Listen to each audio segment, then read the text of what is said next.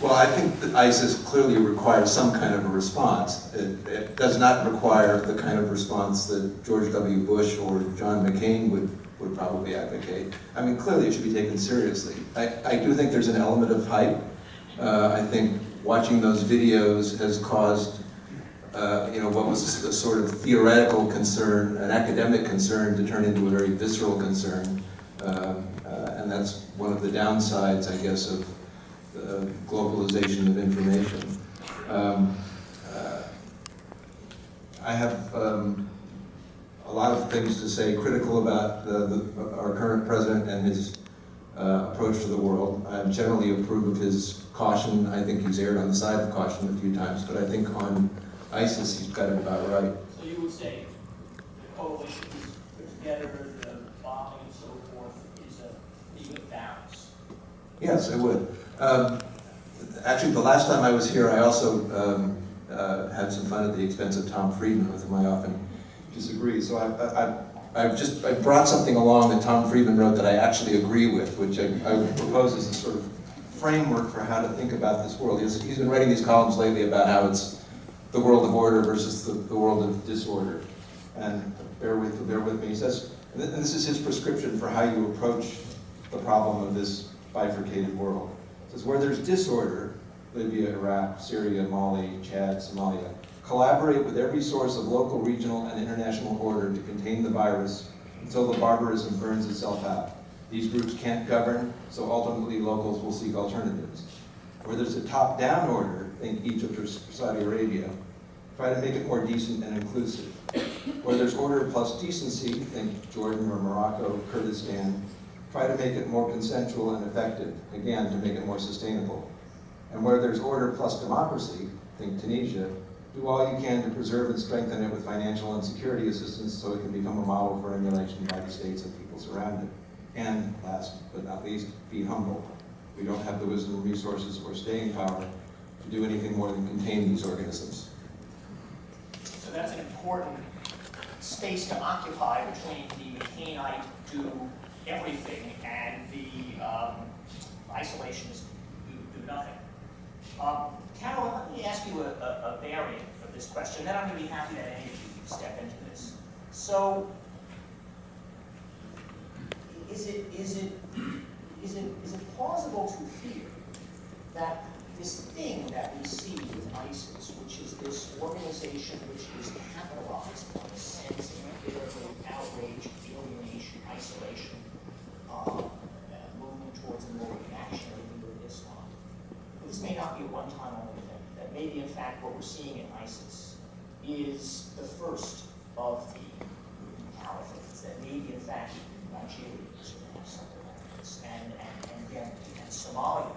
And in fact, the world may be confronted with these ungoverned spaces which turn into these terror states. Well, yes, I mean, I think we're already seeing that. I mean, I think you see it in Nigeria, you see it, I see it in, for example, in Central Asia. So when you look at, for example, a country like Uzbekistan, which is highly authoritarian, you have groups, you have radical groups, the Islamic movement, for example, of Uzbekistan, who has come out very forcefully in support of ISIS. So you don't have those spaces for any kind of involvement in government, where they're very much sort of isolated. That I think ISIS sort of speaks to the disenfranchised, to those that want to see a stronger Islamic movement within their states. Where governments, for example, as I said, throughout Central Asia, where they really are trying to contain the Islamic movement. ISIS is sort of a movement that they feel that they can attach themselves to, and that I find very frightening for a region that I know very well.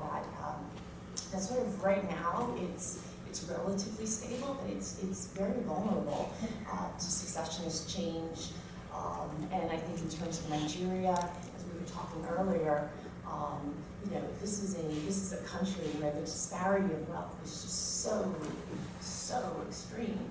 A country that's very, very rich in resources, and there's been absolute abhorrent mismanagement. So I think the opportunities for these radical groups are great, and I think that's very frightening. So it also means new region to worry about. You weren't worried about the stands, okay? So everybody now, when they go home, should add that to their list of things that want to keep away.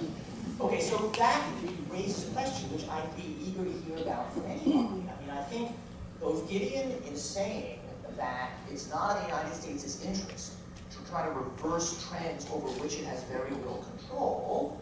And the thing that Bill read from Tom Friedman, which said, when you have these either chaotic situations or thuggish states, maybe you can work with the neighbors, which there's not a whole lot you can do. So what happens? See, we see this situation where things that are terrible and terrifying for the neighborhood, and possibly, we don't know, by dangerous for ourselves, are brewing, and yet we have this harder sense we can't do all.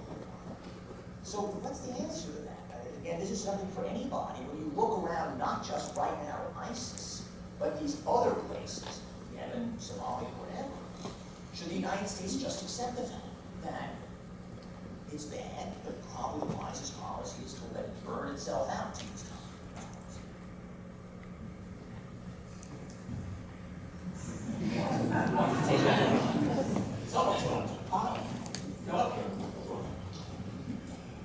Well, I guess on any panel you need someone, you need an extremist. So perhaps I should take that position. I think that the policy response to ISIS is sadly mistaken. I don't think there's any such thing as a limited military engagement, particularly one which involves bombing. I think we are going to inexorably be drawn into a larger and unending conflict. I don't think any American president will have the courage to say, this exercise failed, unfortunately. Those bastards have won, so I'm withdrawing. It's not on. So what we are on now is a slippery slope. I think the problem is that for a whole range of reasons we have demonized Islam. Again, since Bill only reads the New York Times, I can refer to a column a couple of days ago about the different faces of Islam and how we need desperately to start distinguishing those extremists who are not perhaps so different from deeply fundamentalist extremist Christians or other religious groups, and not to think, my God, ISIS is going to suddenly take over, it's going to be an Islamic State, we have to stop that. We actually can't stop that if it's going to happen, and our bombing won't prevent it. So I think what we need precisely is the 10-year strategy, if you like. In other words, how do we deal with this? And I think it's quite plausible that the ISIS people, a bit like Boko Haram, may well have sat down and said, how do we provoke the silly old United States and Australia, where I come from, which follows the US in absolutely everything. How do we best provoke them and draw them into all of this so that we have an enemy, which we really need, and that's going to be the best recruiting tool. And I think we're going right down that road. I want to ask you something. Let's say you're wrong. I don't accept that very much. It's just hypothetical. Let's say you're wrong. And in fact, the United States takes advice, chooses not to act, essentially allows ISIS to consolidate its control over this vast area of Iraq and Syria. Now let's say you don't know, obviously, what their goal is. They probably don't know beyond this category. But let's say their next goal is to begin to attack the near abroad and then the not so near abroad. It becomes a great place to incubate terrorist acts against Europe and the United States.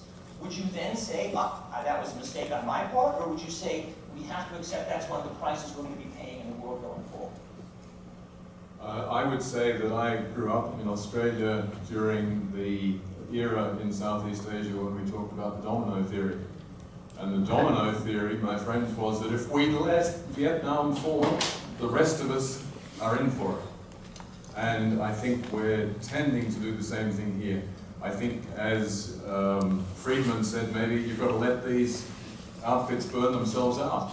I think if ISIS comes to power, it's going to be a tragedy for the people who suffer under it, but over time they will show themselves very clearly to be utterly incompetent and not able to be tolerated, and there'll be pushback. But I think domino theories are really bad for policy. So Alexis, I'm curious, do you buy Philip's analogy? That is to say that this is like the idea of international communism in the 1960s, and it is just as mistaken to have an aggressive response to it as it was, let's say, to do so in Southeast Asian thinking, if not here, then anyplace else. Well, you know, there's a certain way in which the presentation of the news, because of technology, is creating a sense where we're a little bit confused about what's the smoke and what's the fire. Obviously, these videos shocked the world. They were savage and they were terrifying. But we're living in this kind of world where we're experiencing events in real time. We are, I mean, maybe there was a delay of 2 weeks between one beheading and the time in which the video was released. But I think there is a sense of this kind of 24/7 kind of news cycle where we are getting a sense of immediacy and urgency and a sense that we need to act. And would you say that Obama wound up getting, in effect, railroaded to excessive action by virtue of this public outrage over the beheading of these two journalists? You know, it was terrifying and it was shocking, and the repetition of this was part of what made it seem like it wasn't going to stop. So perhaps if you want to call it railroading, maybe. Do you say that it was a mistake on his part? I mean, Bill said the strategy on balance, correct. I'm not sure that it was a mistake, but I am concerned about the pace of